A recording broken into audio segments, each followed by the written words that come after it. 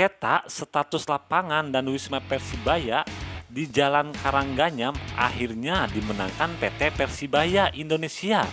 Siang tadi, majelis hakim yang dipimpin oleh Martin Ginting, SHMH, memenangkan sebagian gugatan yang dilayangkan pihak PT Persibaya Indonesia kepada pemerintah kota Surabaya. Kuasa hukum PT PI, Yusron Marzuki, menjelaskan beberapa poin yang dikabulkan oleh majelis hakim adalah terkait status lapangan dan Wisma Persibaya.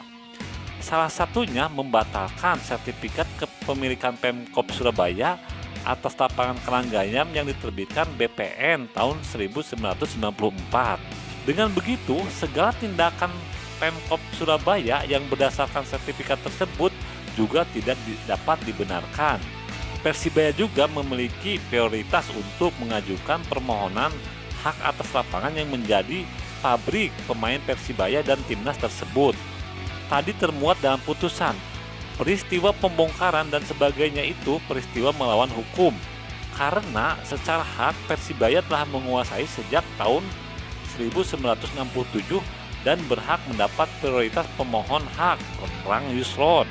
Direktur Amatir Persibaya Saleh Hanifah bersyukur dengan putusan dari Pengadilan Negeri Surabaya hari ini, dirinya merasa perjuangan yang sudah dilakukan selama ini terbayar lunas. Wisma dan lapangan Persibaya di Karangganyam adalah saksi bahwa di sanalah tercetaknya pemain Persibaya dan pemain nasional. Itu yang kita perjuangkan terus. Dan alhamdulillah hari ini betul-betul kembali pada kita, jelas Saleh. Pria yang juga memiliki klub internal Indonesia muda tersebut bertekad untuk mengambil lapangan pada fungsinya, yaitu mencetak calon pemain bintang Surabaya dan Indonesia.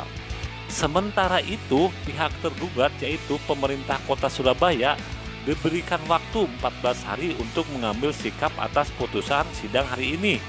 Meski begitu, putusan ini telah bisa dijalankan dan bersifat mengikat khususnya bagi pihak tergugat. Tim Persibaya Surabaya kembali menggelar latihan untuk mempersiapkan tim menghadapi pekan ketiga Shopee Liga 1 tahun 2020. Persipura akan menantang Persibaya di Gelora Bung Tomo pada hari Jumat 13 Maret tahun 2020. Untuk itu, Aji Santoso mematangkan strategi permainan di Gelora Delta Sidoarjo sore tadi. Latihan hari ini setelah libur. Tadi ada sedikit latihan pada game permainan. Ada position, terus ada game setengah lapangan, terang Aji Santoso. Sesuai dengan yang disampaikan di latihan Jumat kemarin, Aji juga terus mengasah ketajaman lini depan bajul ijo. Berbagai skema dicoba oleh pelatih yang berposisi sebagai fullback selama menjadi pemain tersebut.